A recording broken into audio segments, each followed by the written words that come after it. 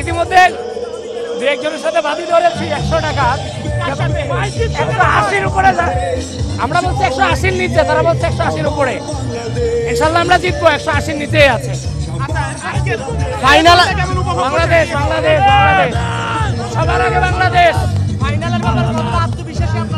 সবার আগে, বাংলাদেশ বাংলাদেশ যেমনই খেলবে আত্মবিশ্বাস বলে কোনো কথা নেই। আমাদেরকে জিততে হবে, আমাদেরকে চেষ্টা করতে হবে। বাংলাদেশের বাইরে আমাদের কোনো আর অন্য কোনো অপশন নাই। সবার আগে Bangladesh, জিততো Bangladesh, হারলেও Bangladesh. Bangladesh Does he put it down? Does he into the down spin?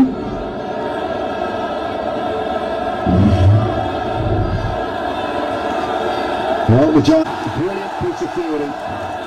Mustafi's there with the clean up there and took the bails off.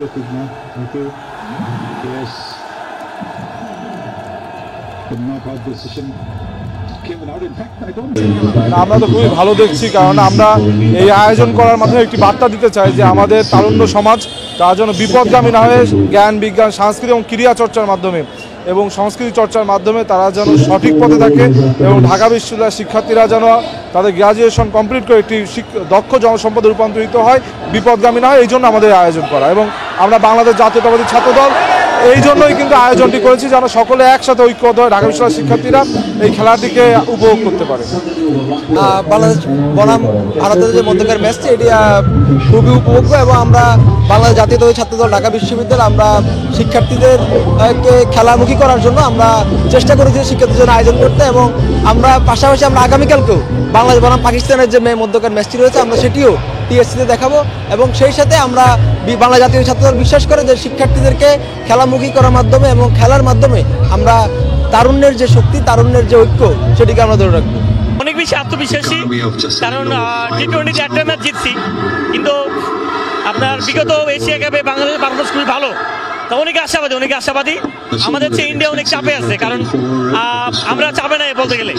তারপরে অনেকে আশাবাদী জয় হবে অনেকে আশাবাদী। আজকে তো লিটন কুমার দাস নাই, ছোটোর কারণে তিনি খেলতে পারছেন আজকে। এটাতে বাংলাদেশের কোনো ধরনের সমস্যা হবে কিনা? এখন পর্যন্ত জাকির আলী অনেক ক্যাপ্টেন্সি ভালোই করছে, লিটন দার প্রভাবটা বুঝতে দেয় নাই। তারপর অবশ্যই তাকে মিস করি, কারণ লিটন দা মানে ইন্ডিয়ার সাথে তার ব্যাট সবসময় হাসে, তার ব্যাট সবসময় গর্জে ওঠে ইন্ডিয়ার সাথে, সেই দিক থেকে মিস করবো। তবে আমি আশাবাদী পারভেজ ইমন আছে, সেটা অভাবটা পূরণ করবে আজকে। সবকিছু মিলে জয় হবে বাংলাদেশের। আমরা খুবই আত্মবিশ্বাসী এবং আমরা বরাবরই আত্মবিশ্বাসী, যদিও অনেক সময় ফলাফল শেষ পর্যন্ত আমাদের অনুকূলে হয় না, তারপরেও আমরা আত্মবিশ্বাসী। যেমন প্রথম দিকে ভারতের ব্যাটিং লাইন আপ খুব ভালো ছিল, কিন্তু আমরা হাল ছাড়ি নাই। তো দেখা যাচ্ছে এখন আমাদের অবস্থা একটু ভালো। তো আমরা আশা করি বাংলাদেশ যখন ব্যাটিং করবে তখন এই সব কিছু ওভারকাম করে আমরা ইনশাআল্লাহ জয় নিয়ে বাড়ি ফিরবো। আজকে তো লিটন কুমার দাস নেই, তিনি চোটের কারণে খেলতে পারছেন না। তিনি যেহেতু নেই, কতটা ভোগাবে বাংলাদেশ তার ব্যাটিংয়ে?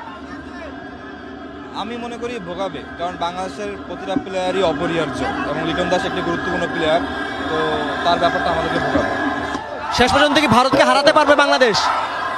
আমরা আশা রাখছি, যদি বাংলাদেশের যারা ব্যাটসম্যান আছে তারা যদি আত্মবিশ্বাসের সাথে খেলে, এবং আমাদের যেহেতু ক্রিকেট খেলা আমাদের একটা আবেগের ব্যাপার, দেশপ্রেম এবং আত্মবিশ্বাস থাকে, তবে যদিও খেলায় হার জিত থাকে, তবে আমরা আশাবাদী বাংলাদেশ।